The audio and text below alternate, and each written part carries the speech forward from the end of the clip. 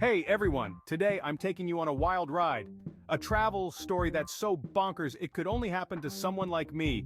So, grab your sunglasses and sunscreen because we're heading to Jamaica, and trust me, it's not your typical vacation tale. So, there I was, all packed up for what I thought would be the perfect Jamaican getaway.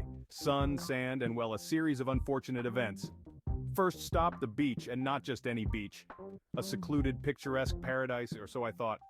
I spread out my towel, ready to soak up some sun, when suddenly I'm joined by an unexpected visitor. No, not a person, a goat. Yep, a real live goat, just casually strolling down the beach like it owned the place, and guess what? It decided my towel was the perfect spot for a nap. Moving on from my goat-taken towel, I thought I'd try some local food. I mean, what could go wrong, right? Well, let me tell you about this little dish called jerk chicken. Sounds harmless enough, until it's so spicy it feels like your mouth is on a vacation straight to the sun. I gulped down what felt like gallons of water, and my eyes watered like I was chopping onions for an onion lovers convention.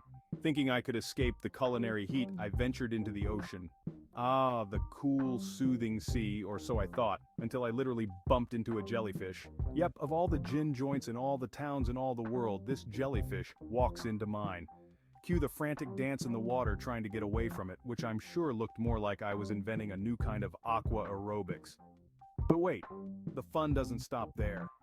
As I returned to my hotel, relaxing seemed like the only safe activity left.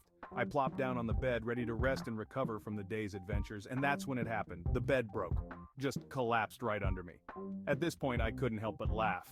Because really, what else can you do? So, there you have it.